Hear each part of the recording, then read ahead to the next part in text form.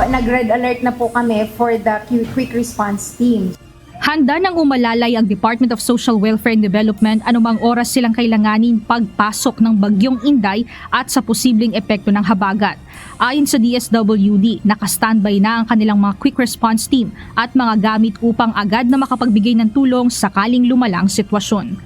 Tiningnan po di preparedness disaster risk assessment, tiningnan po natin at kinumpara kanino maikukumpara si Inday. So sa historical data lumalabas kay Typhoon Goryo, no? So yung lakas ng hangin niya at saka yung tubig na dala kahit na wala siyang landfall at hahatakin niya si habagat. So ang mas nangangamba kami is kay habagat. Kasi si habagat ay tuloy-tuloy ngayon. So ibig sabihin po yung paglakas ni habagat dahil kay Typhoon Inday. Prioridad ng DSWD ang mga lugar na mataas ang panganib sa pagbaha, pagguho ng lupa at iba pang sakuna. Kabilang dito ang Batanes, Bicol Region, Eastern Visayas at ilang bahagi ng Hilagang Luzon na inaasahang makararanas ng malakas na ulan dahil sa habagat. Tiniyak naman ng ahensya na sapat at nakapreposisyon na rin ang milyon-milyong family food packs at iba pang relief items sa mga resource center, rented warehouses at mga storage facilities malapit sa mga high-risk na lugar upang mas mapabilis ang paghatid ng ayuda kapag nangailangan. Binigyan din ng DSWD na nakahanda silang mag-augment sa mga local government unit kapag hindi na sapat ang kanilang mga resources sa pagtugon sa mga nasalantang residente. Confident po kami dahil sapat naman talaga. Even in Mindanao, kahit naka 5 times na po tayo dahil prolonged yung stay ng ating mga affected survivors, tuloy-tuloy, kompleto at may sapat naman po tayong preposition. For this Inday and habagat, prepared po ang ating mga local government units and the field offices na DSWD.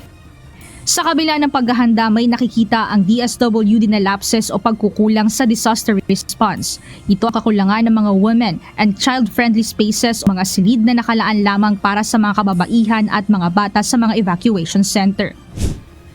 Samantala dito sa DSWD Central Office, ipinakita ang ideal na ayos o setup ng mga evacuation center na dapat na makita sa mga evacuation site. Kabilang sa binibigyang diin ng ahensya ang mga safe spaces para sa mga bata, babae, may karamdaman upang matiyak ang kanilang kaligtasan at kapakanan habang nananatili sa mga evacuation center. Now, in children-friendly spaces, we use play as a form of therapy. Alam nyo, pagka may sakuna kasi, yung mga bata, napakaselan ng kanilang mental well-being. Kaya we always designate children-friendly spaces para dun sila naglalaro, dun namin sila nasa psychosocial intervention para sa mga kabataan. Kabilang sa mga dapat pagtuunan ng pansin ang maayos na pwesto ng mga tulugan, hiwalay na espasyo para sa mga bata, senior citizen, buntis at mga persons with disabilities. Gayon din ang gender-sensitive na palikuran upang maiwasan na maharas, maabuso o mabastos sa mga kababaihan. Habang patuloy ang monitoring sa galaw ng bagyong Inday at ang epekto ng habagat, tiniyak ng DSWD na nationwide na ang kanilang paghahanda sa kanilang mga tauhan, relief supplies at mga disaster response system upang agad na makatugon sakali mang pumihit papalapit sa kalupaan ang bagyong Inday. Mia Alonso, UNTV News and Rescue. Diyos ang aming sandigan, serbisyo publiko ang aming pinahahalagahan.